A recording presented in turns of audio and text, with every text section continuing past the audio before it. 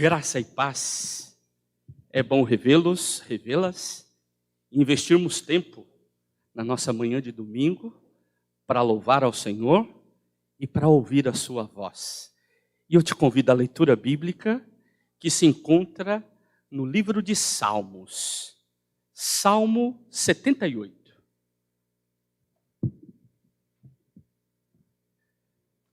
Salmo 78.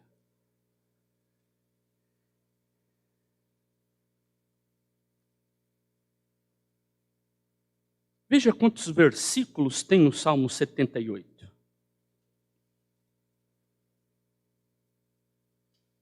Longo, né? Vamos fazer a leitura dos versículos 1 a 7. Você pode ficar assentado. E eu te convido a ouvir o que diz esse texto. Diz assim: Escutai, povo meu, a minha lei. Prestai ouvidos às palavras da minha boca. Abrirei os lábios em parábolas e publicarei enigmas dos tempos antigos. O que ouvimos e aprendemos, o que nos contaram nossos pais, não o encobriremos a seus filhos, contaremos à vindoura geração os louvores do Senhor e o seu poder e as maravilhas que fez. Ele estabeleceu um testemunho em Jacó, instituiu uma lei em Israel, e ordenou aos nossos pais que os transmitissem a seus filhos, a fim de que a nova geração os conhecesse, filhos que ainda hão de nascer, se levantassem e, por sua vez, os referissem a seus descendentes, para que pusessem em Deus a sua confiança e não se esquecessem dos feitos de Deus, mas lhe observassem os mandamentos. Continua falando conosco, ó Deus. Através da tua palavra, declaramos cânticos, orações, mas agora queremos nos colocar diante desta palavra santa, para que ela fale conosco. Assim oramos, em nome de Jesus. Amém.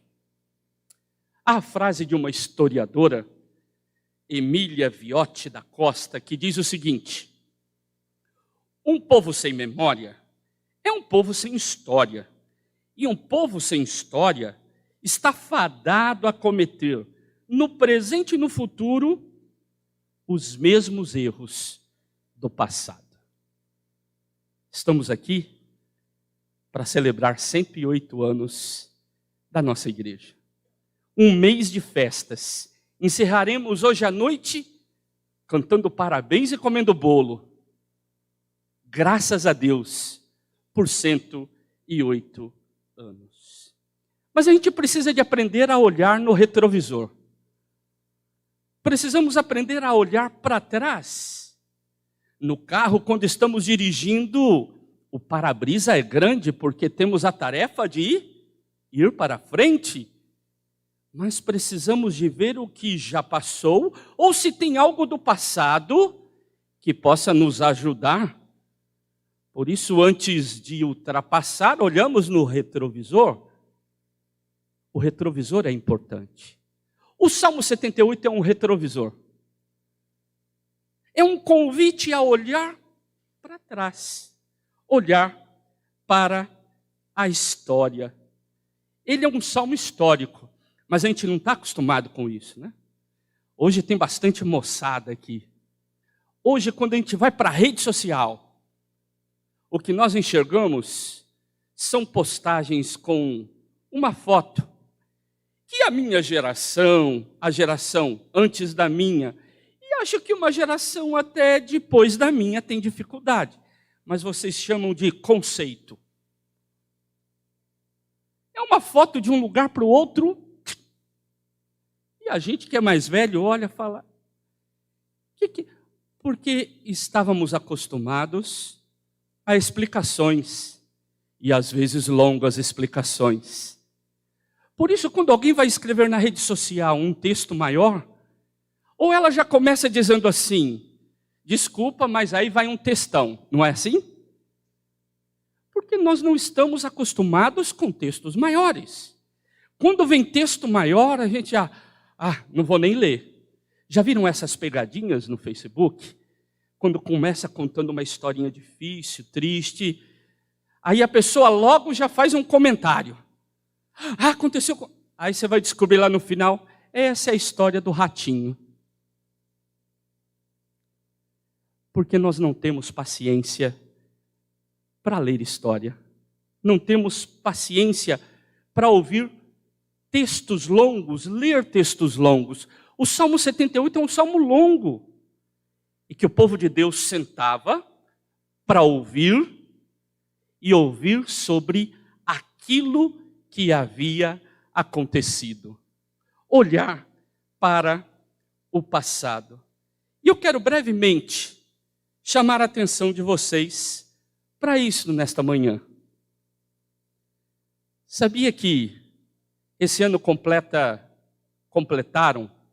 100 anos que nós compramos esse terreno? 100 anos que nós compramos esse terreno. Muito tempo. 100 anos não. Isso, 100 anos. Foi em 1922. Em janeiro de 1922, nós compramos esse terreno aqui. Já pensou que trabalho deu para construir isso daqui? O banco aí é confortável? Tem encosto? Sabia que na época a gente tinha umas cadeiras de palha? Eu fui fazer uma pesquisa. Nós temos um livro que foi escrito aqui, anos atrás, por uma irmã e um grupo de pessoas, contando, fazendo o levantamento das atas. E fala da luta que foi quando o metodismo chegou aqui, e depois ele, em 1914, arrumou um lugar para ir, aí eu fui fazer um levantamento e descobri. A gente começou num bairro, Vila Industrial, depois nós fomos para a rua Bernardino de Campos, em 1916. Em 1917, nós ficamos em 2 lugares, um salão de cultos na rua Regente Feijó, depois fomos para Visconde do Rio Branco, mas em 1922, compramos esse terreno. E aí começa a campanha para construir um templo. Você se lembra o esforço que foi para você comprar seus primeiros bens? Não sei se foi uma bicicleta. Você guardou dinheiro para comprar uma bicicleta? Você guardou dinheiro para comprar seu primeiro carro? Fez economia para comprar o primeiro terreno, a primeira casa? Para vocês é assim, para comprar o primeiro celular. Fez economia? Muito esforço.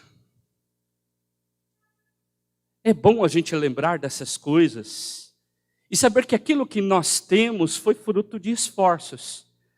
Agora, quando falamos de uma instituição como essa, com uma longa vida, 108 anos, significa que antes que eu chegasse aqui, que você chegasse aqui, muitas outras pessoas estiveram neste lugar. E, gente, vou contar uma fofoca. Pastor Jonas acredita que para colocar assoalho nesse templo, eles precisavam de 8.000 réis. E aí o bispo negociou uma coisa com o pastor dessa igreja. Se vocês levantarem 4.000, a região dá 4.000. Imagine a campanha que foi para levantar esse dinheiro. E o pastor chegou numa reunião e disse assim: vocês querem, isso era lá em julho, vocês querem celebrar o Natal num templo assoalhado? A igreja disse sim, estão nas nossas atas.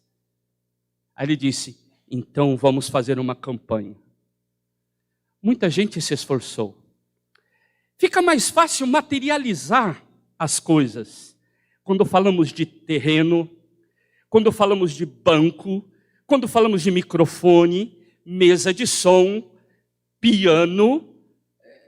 Fica mais fácil de visualizar. Mas e as vidas?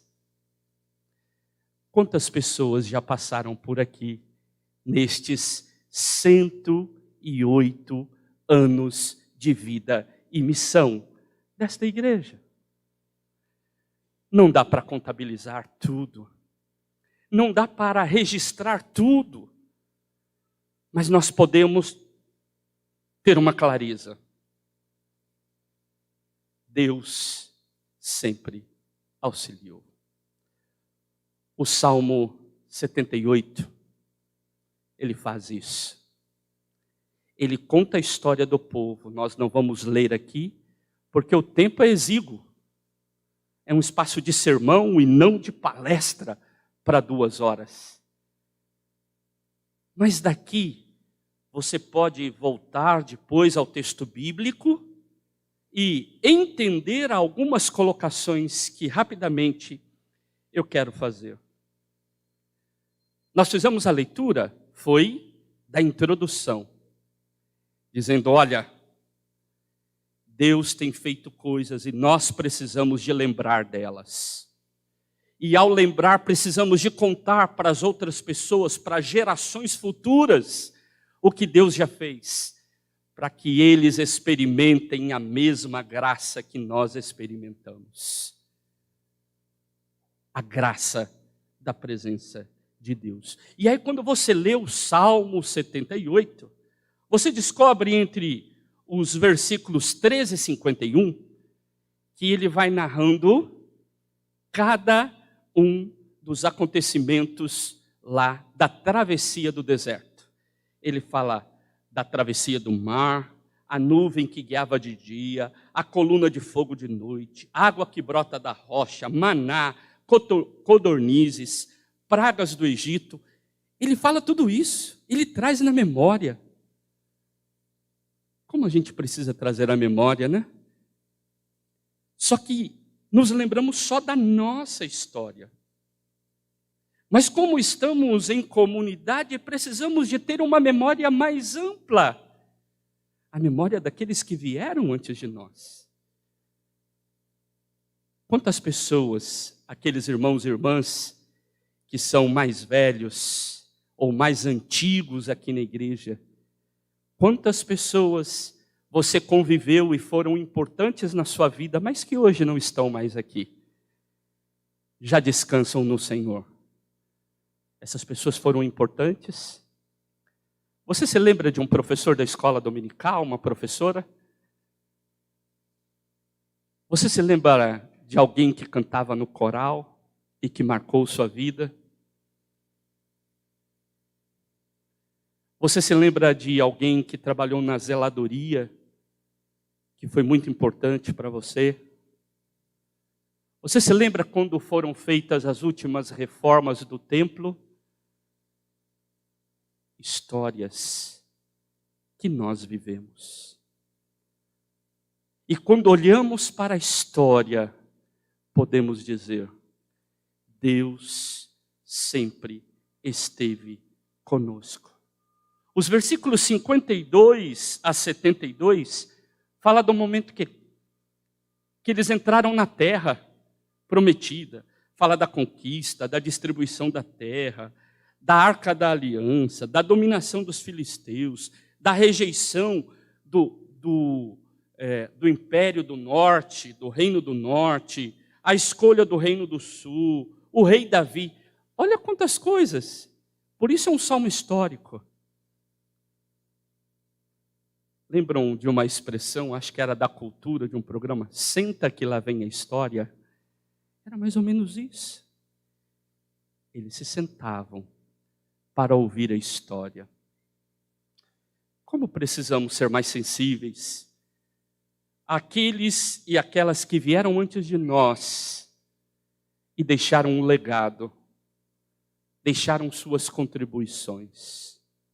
Então, meu primeiro convite é, sejamos gratos pela vida e ministério de todos aqueles que caminharam de 1914 até 2022. Eles deram suas contribuições e foram bênção naquilo que fizeram. Cada um do seu jeito, porque somos diferentes, graças a Deus. Mas demos nossas contribuições para que a missão da igreja chegasse aqui. Mas não basta isso. É necessário um segundo passo. Nos entendermos como agentes históricos, agentes missionários nas mãos de Deus. Porque teremos gerações vindouras. Teremos pessoas que virão depois de nós. E qual é o legado que deixaremos para ela? Quando se lembrarem de você, qual a marca que você deixará no coração delas? Somos chamados a marcar a vida daqueles que passam por todos nós. 108 anos não são 108 dias e nem 108 horas. É mais que um centenário. Muita história já se passou.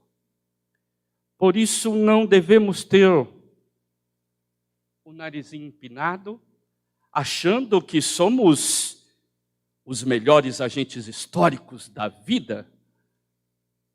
Não. Nós somos parte de um povo. Nem melhor e nem pior. Mas pessoas que se relacionam umas com as outras, se relacionam com o passado e estão dispostos a se relacionar com o futuro. Tudo isso debaixo da graça de Deus. Você deseja isso? Quero fazer uma oração. 108 anos? Se você quiser sair do seu lugar e vir ao altar, dizendo assim: Senhor, nesta manhã, eu quero agradecer pela vida de uma, duas, de algumas pessoas do meu passado, mas também quero me consagrar no teu altar e dizer: usa-me para ser bênção. Saia do seu lugar, venha no altar. É um ato simbólico de dizer, nestes 108 anos, o meu presente, a minha igreja, é a minha própria vida. É a minha gratidão. –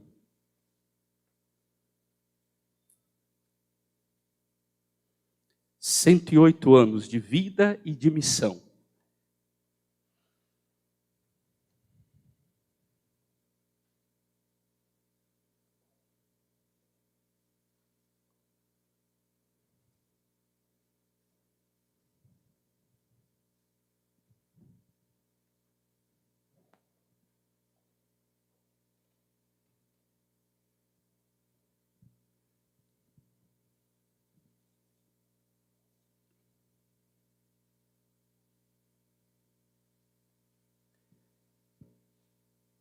Graças te damos, ó Deus, pela oportunidade de participar da história desta igreja.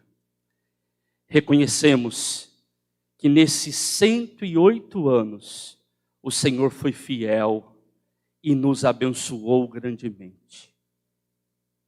Tivemos momentos na história dos mais diversos.